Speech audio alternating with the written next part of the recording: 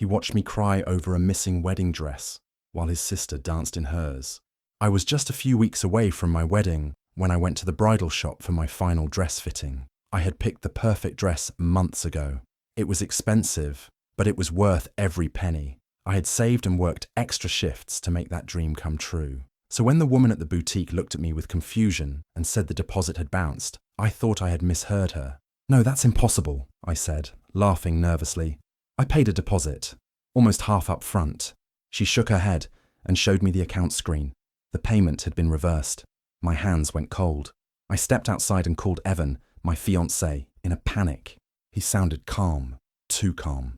"It's probably just a bank issue," he said. "You know how weird transfers can get. I'll call them tomorrow." That should have comforted me, but something about his voice felt off. Still, I didn't want to overthink it. I told myself it would be fine. That night, I scrolled through wedding content on a blog I sometimes followed. A featured post caught my eye. Evan's sister. She'd recently gotten engaged too, and now her wedding photos were up. I paused on one photo. My breath stopped. The dress. Her dress looked exactly like mine. Same lace neckline, same cascading satin train. The one I had custom ordered. The one I hadn't worn yet. I sat frozen, my phone in my lap. I didn't want to believe it. The next morning, the florist called me. "Hi, just confirming the flower arrangements you changed last week. The invoice is ready." I never changed anything. I never approved a new invoice. I told her that must be a mistake. She hesitated. "Oh, well, your fiancé said he was handling it. I assumed." That's when the sick feeling hit me full force. It wasn't a glitch. Something was very, very wrong. I couldn't stop thinking about the dress, the floral invoice, Evan's voice when he said, "It's just a bank thing." Something in my gut told me to dig deeper, even though I didn't want to believe what I was already starting to suspect. Late one night, after Evan fell asleep, I sat at our shared laptop and logged into the wedding planner's client portal. My heart pounded. I hadn't checked it in weeks because Evan said he'd taken over most of the coordination. I hadn't thought anything of it at the time, just trusted him like I always had. The account was empty. Every invoice, every vendor detail, every payment confirmation, gone, like the wedding had never been planned. I refreshed the page twice, thinking maybe there was a glitch. Then I checked the email linked to the account, hoping for backups. And that's when everything started to unravel. Buried in the inbox were receipts, dozens of them, all from vendors I had picked. The photographer, the caterer, the DJ, even the bakery. But they weren't confirmations. They were cancellations. Each one had a polite message. "Per your request, we've cancelled and refunded the service." I hadn't requested a single one. Then I opened an email from the bridal boutique. It included a PDF of a receipt. The shipping address wasn't mine. It was Evan's parents' house. The dress was under my name until it was crossed out in pen, replaced with his sister's name. My stomach dropped. $30,000. That's how much I had saved. That's how much I'd trusted him with. And now it was gone. When I confronted Evan, I waited until I had everything in front of me. Printed emails, account screenshots, the boutique invoice. He walked into the kitchen and I laid it all out on the table. Every lie, every detail. He looked at me like I was overreacting. "I don't know what you're talking about," he said with a laugh, like I was a child throwing a tantrum. "You're misunderstanding all of this. Your sister wore my dress, Evan." "No, she didn't. It's just similar. You're being paranoid." I held up the invoice. He barely glanced at it. "Look, I moved some money around because your vendors were overcharging you. I was helping." "You cancelled them because we were going over budget." I could barely hear him over the rush of blood in my ears. This wasn't help. This wasn't a mistake. He had stolen from me, lied to me, and he didn't even have the decency to look guilty. 2 weeks after I confronted Evan, things got strangely calm. He kept acting like nothing happened. He said we could still have our wedding, something smaller, just the two of us. He even tried to book a dinner reservation, calling it a fresh start. I didn't believe him, but I played along. I needed time. I needed to be sure. That weekend, he invited me to a family dinner at his parents' house. "Just a simple gathering," he said, "to lighten the mood." I agreed, even though my stomach was already tight with anxiety. When we arrived, I knew something was off. There were balloons, streamers, a custom cake with a gold topper that read, "She said yes." Music played, champagne flowed, and all eyes turned to Evan's sister as she walked into the room in a white dress that looked eerily familiar. My dress. The decorations were pale gold and dusty blue, the exact colors I had picked for our wedding. The floral centerpieces looked like the Pinterest board I'd once shown Evan over dinner. Every detail screamed my wedding, only it wasn't mine anymore. His sister beamed as everyone cheered for her. Evan clapped louder than anyone, proud and glowing. "She deserves it," his mother gushed. "Such a perfect day. And Evan paid for everything. What a sweet brother." I stood there, smiling so hard my cheeks ached, hands gripping the edge of the table. Evan didn't look at me once. Not when his sister opened the envelope with a paid honeymoon inside. Not when his dad gave a speech about how family comes first. Not even when I excused myself quietly, slipping into the hallway where I could finally breathe.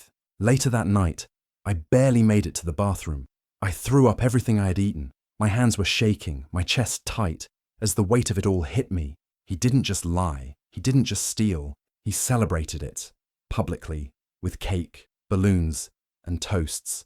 And I stood there, invisible at a party that should have been mine. The morning after the party, I sat alone at the kitchen table with everything spread in front of me. Printed emails, transaction records, screenshots, cancelled vendor contracts, and the boutique invoice with my name crossed out. The total, just over $30,000. Every dollar I'd saved, gone. Evan walked in, rubbing sleep from his eyes like nothing was wrong. I didn't wait. "Sit," I said, voice flat. He looked at the table, then at me. "What is all this?" "You tell me." I pointed to the statements. "That's my wedding fund. You drained it." He didn't even pretend to be shocked. He sighed, dragging his hand through his hair like this was just another inconvenience. "Look, I was going to tell you." "When, Evan?" "After I watched your sister walk down the aisle in my dress." He winced slightly but recovered fast. "It wasn't like that." "It was like that. You used my money to fund her wedding. You cancelled everything we planned. You lied." He sat down across from me, suddenly serious. "It wasn't a lie. It was complicated. She needed help. My parents were short on cash. I couldn't let her wedding fall apart." "And ours?" I said. "What about our wedding?" "She's my sister," he said, like that explained everything. "She had to go first. We're younger. We can wait. You don't need something fancy." I stared at him, stunned. He really believed this made sense, that family obligations justified betrayal. He reached out, touched my hand. "Look, I'll make it up to you. We can still get married. We'll do something small, private, romantic, just you and me." My hand didn't move. My face didn't change. "Sure," I said quietly. "Something simple." He smiled, relieved, like the problem had been solved. I smiled too, but for a different reason, because now I knew what I needed to do. I nodded and let him think I'd forgiven him. Let him believe I'd swallowed the lie. Let him fall back into his routine while I started mine. Behind that smile, I began planning everything. Not a wedding, not anymore. This time, I was planning my exit, and I would make sure he never saw it coming.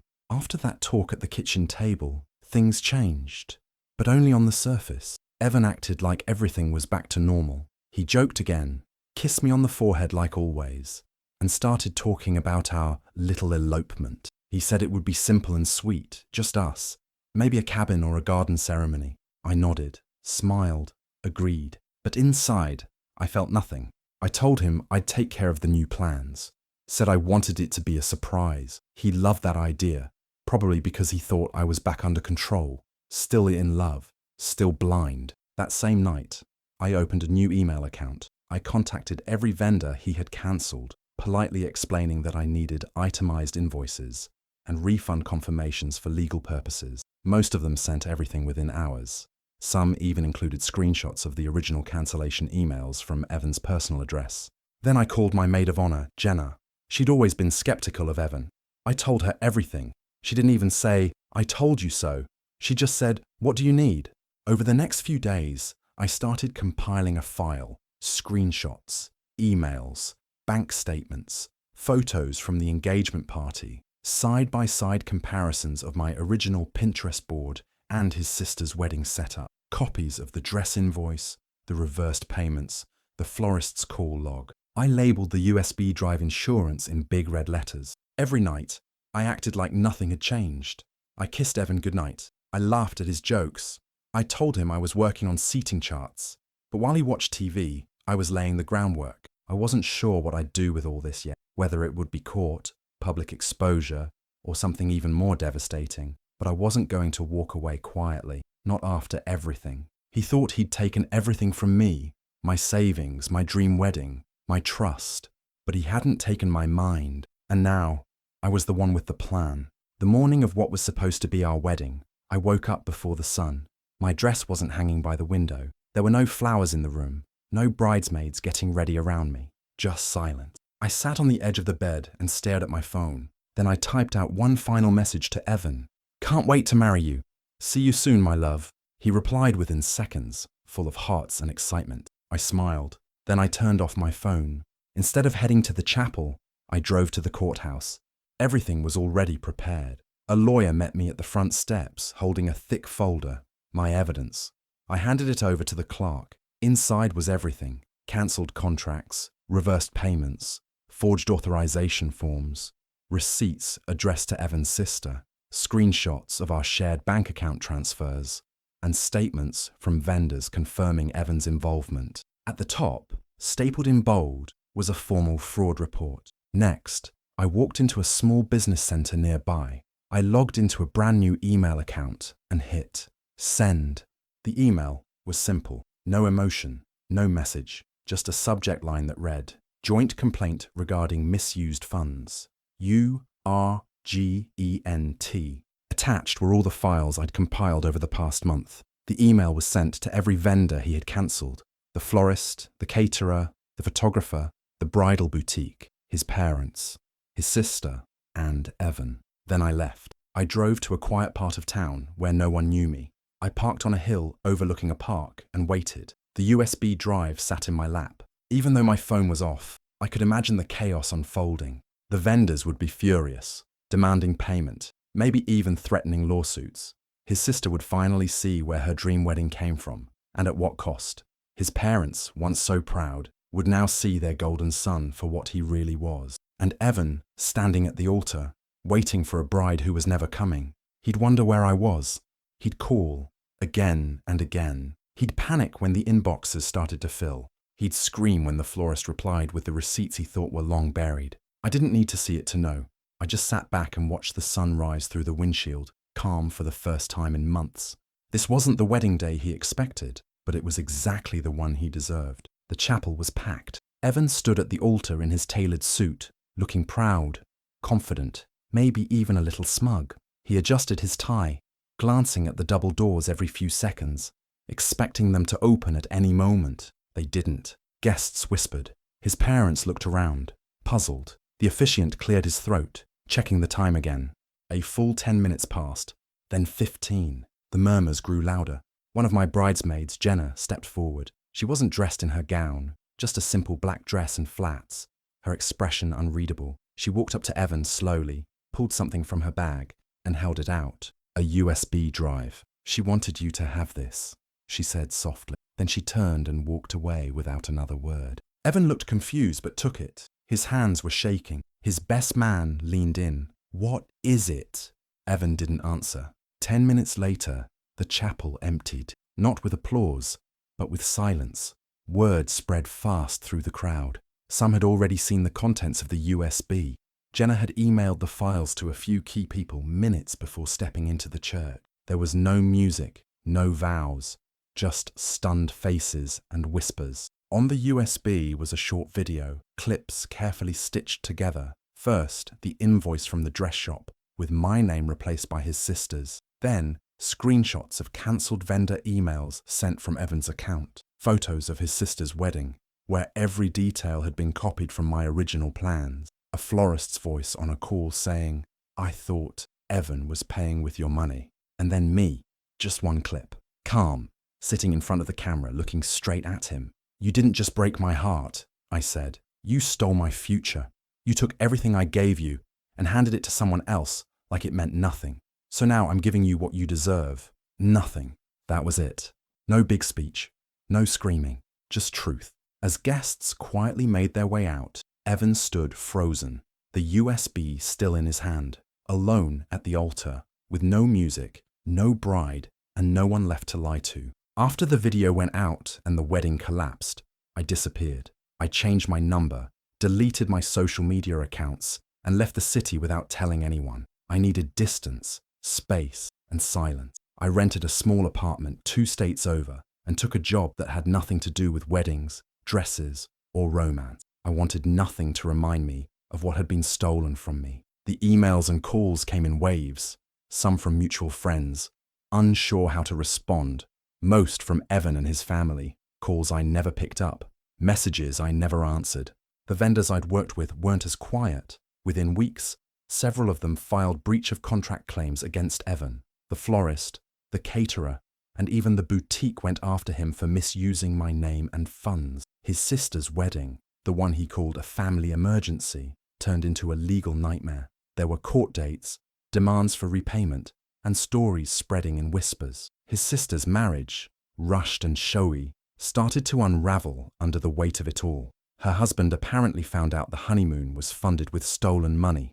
Rumors said he moved out not long after. I didn't celebrate it, but I wasn't surprised either. Then came the voicemail from Evan's parents. Just one. "We're so sorry. We didn't know what he was doing. Please, if you ever want to talk, we'd like to make things right." I never called back. In my new apartment, the silence became comforting.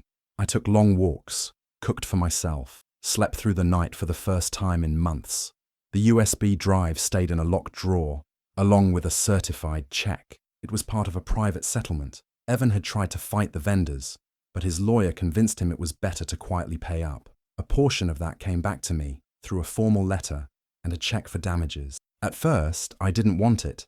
I stared at it for weeks, but eventually I cashed it. Not because it made anything okay, but because it was mine, my effort, my savings, my future, taken back piece by piece. I didn't want revenge anymore. I wanted peace, and now finally I had it. The cabin wasn't anything special. 2 rooms, faded wallpaper, a rusted stove that worked better than it looked. It didn't smell like fresh pine or firewood. It smelled like dust and old carpet and something forgotten. That's why I liked it. I unpacked exactly 3 things: my laptop, a box of crackers, and a bottle of champagne I'd bought earlier that week. I didn't buy it to celebrate anything. I just wanted to know what champagne tasted like without anyone else pouring the glass. It was late when I opened it. The cork didn't fly or bounce. It just eased out with a soft hiss, like the bottle was exhaling. I poured it into a plain glass. Not crystal, not fancy, just clean. I didn't toast to anything. There was a letter on the table, still sealed. My name written across the front in handwriting I'd memorized years ago. Evan had sent it. Probably thought I'd want closure, or maybe he was just used to having the last word. I didn't open it. I picked it up, walked to the fireplace and tossed it in without a second thought. It flared up, curled, blackened, and vanished. No message was worth reading. Back at the table, I drank. 1 sip, then another. The taste didn't matter. It was dry, maybe too sharp, but it was mine. I sat there in silence, listening to nothing. No calls, no questions, no one asking where I was. In the glass door of the microwave, I saw my reflection, hair tied back. No makeup, no veil, no ring. I didn't look like someone who'd been left at the altar, probably because I hadn't been. I'd walked away before he had the chance, and for once, I didn't have to explain myself to anyone. No audience, no applause, no revenge speech.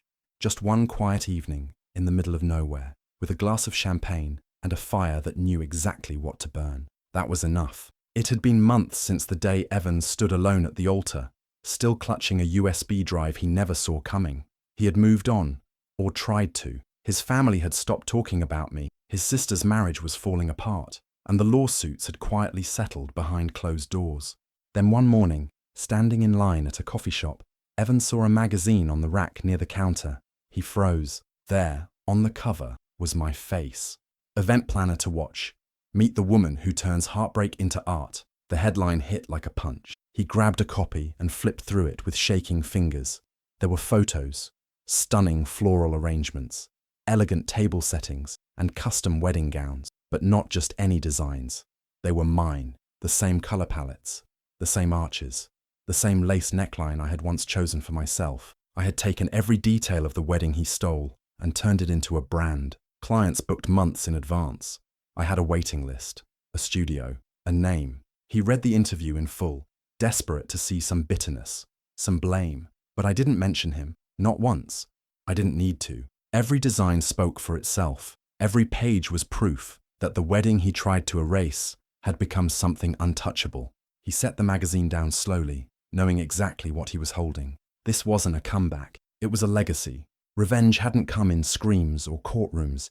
It came in silk and gold foil print, in quiet headlines and booked calendars, in the elegance of something built, not out of spite, but from the ruins he left behind. He took my wedding, so I took everything else. Do you think I did the right thing by walking away from the wedding and turning my heartbreak into something bigger? Or should I have forgiven Evan and tried to rebuild what we had? Let me know what you think in the comments. I'd really love to hear your take on it. And if you want more true story style drama, betrayal, and revenge just like this, don't forget to subscribe and hit the notification bell so you never miss a story.